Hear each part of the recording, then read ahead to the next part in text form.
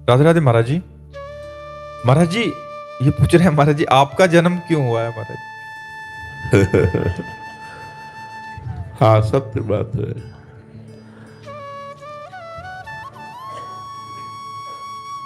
स्वप्न है, जन्म तो हो नहीं है, स्वप्न है।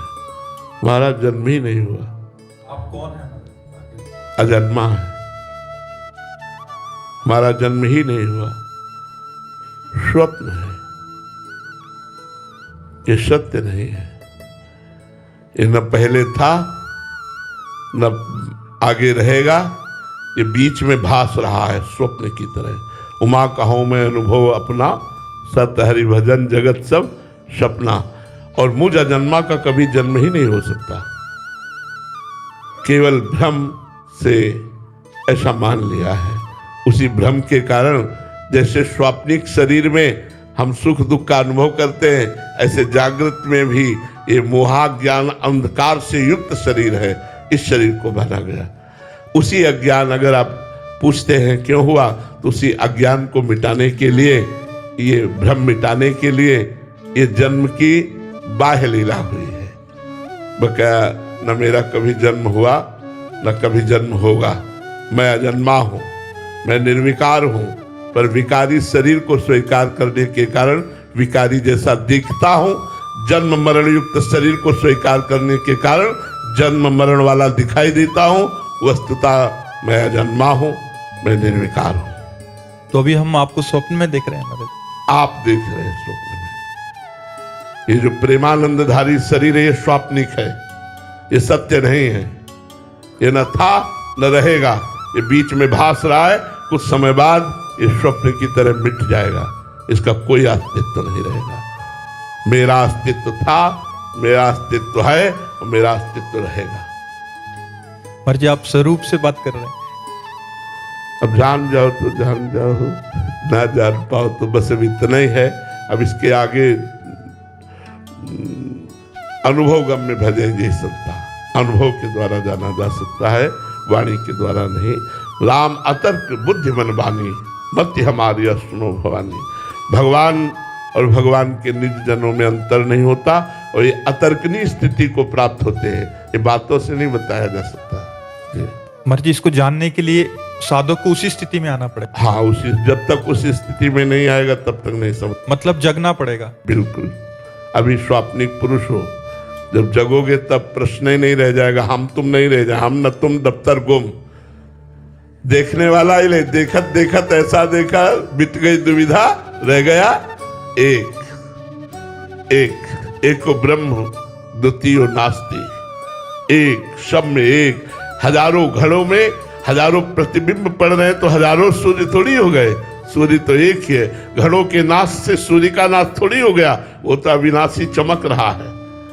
बेंगलोर से राधे राधे महाराज जी। महाराज जी आपके चरणों में कोटि कोटि प्रणाम। महाराज जी परम पूज्य प्रातः स्मरणीय श्री भाई जी ने कहा था कि परिस्थितियों या प्राणियों से आशा न करके केवल आत्म सुख की आशा करनी चाहिए। महाराज जी इसमें पूज्य भाई जी ने किस आत्म सुख की बात की है, और ये आत्म सुख हम कैसे प्राप्त कर सकते हैं? हमारी आत्मा है श्री भगवान। जब हम भक्ति के द्वारा उस सुख को प्राप्त करना चाहते हैं, तो नाम रूप लीला धाम के द्वारा प्राप्त करते हैं। जब हम कर्मयोग के द्वारा उस सुख को प्राप्त करना चाहते हैं, तो निष्काम भाव से होकर संपूर्ण चराचर जगत को सुख पहुंचाने की लालसा, बदले में कोई न चाह, तो इससे आत्म सुख की प्राप्ति होती है। यदि हम ज्ञान मार्ग से, ज्ञान योग के द्वारा इसे प्राप्त करना चाहें, तो स्थूल सूक्ष्म कारण तीनों शरीरों का बाध करके, पांचों कोशों का बाध करके, आनंदमय कोश, मनोमय कोश, विज्ञानमय कोश, इस तरह प्राणमय कोश, जो अन्नमय कोश, इन सब कोशों का बाध करके, तीनों गुणों पर विजय प्राप्त करके आशा रहित हो जाना, सत असत चिंतन रहित हो जाना, शांत, वो अपने ब्रह्म स्वरूप का अनुभव करके अखंडानंद को प्राप्त होता है। सबसे कठिन समस्या है ये व्यक्ति वस्तु स्थान की आशा का त्याग करना। सबसे कठिन बात है।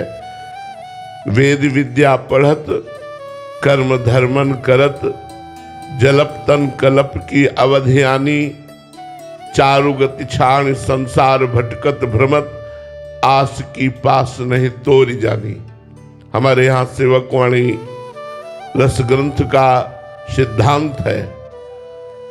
सेवकवाणी कह रही कि वेद पुराणों का खूब ज्ञान है, खूब प्रवचन कर रहे हैं, खूब प्रवचन सुन रहे हैं, खूब कर्म धर्मों में भी लगे हुए हैं, लेकिन भोगों की आशा का त्याग नहीं कर पा रहे।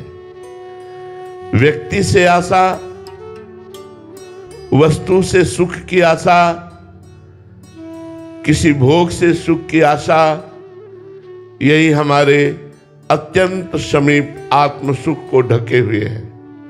समीप अर्थात मैं ही अपने स्वरूप का विस्मरण करके देह भाव को प्राप्त होकर इंद्रियों के भोगों में जो सुख का अनुभव करते हुए विचरण कर रहा है, मन और इंद्रियों के साथ तदात्म भाव करके वो कभी आत्म सुख को प्राप्त नहीं हो सकता।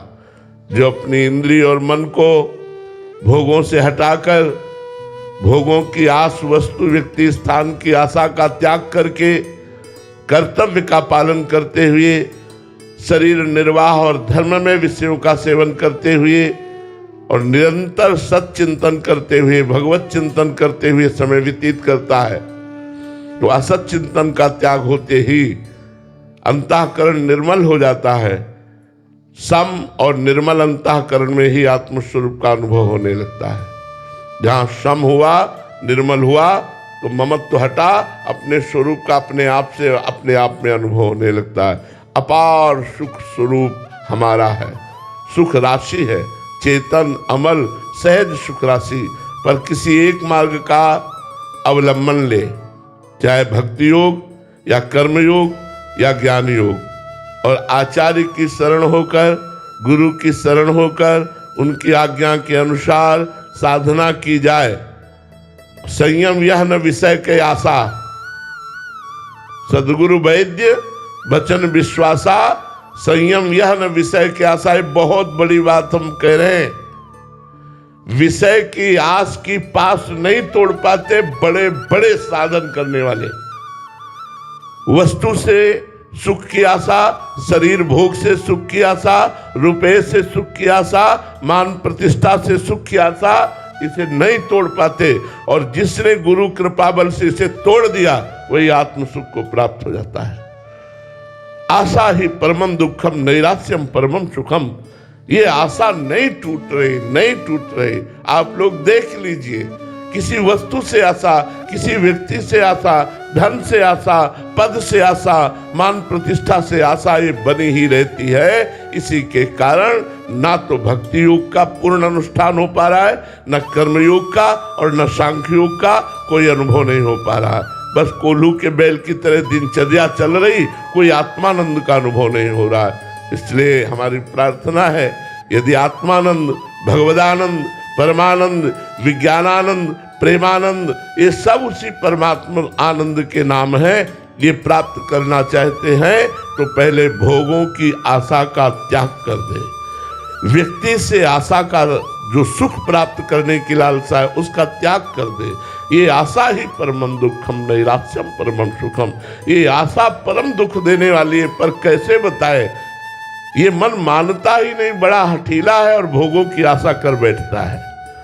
लाख समझाओ, लाख इसको अनुभव कराओ कि देखो किसी भी भोग में सुख नहीं है। इतिहास साक्षी है, शास्त्र साक्षी है, महापुरुष साक्षी है और अपना हृदय भी साक्षी है, लेकिन यह हठीला मन मानता नहीं है। बुद्धि को अपने अधीन करके भोगों की आशा में यह हमारे समय को, हमारे जीवन को नष्ट कर रहा है।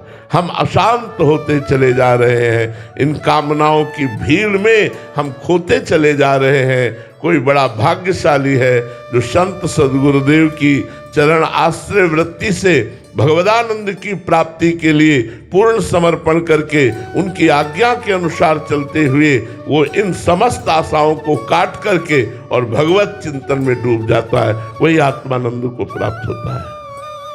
सूरज कुमार जी बिहार से।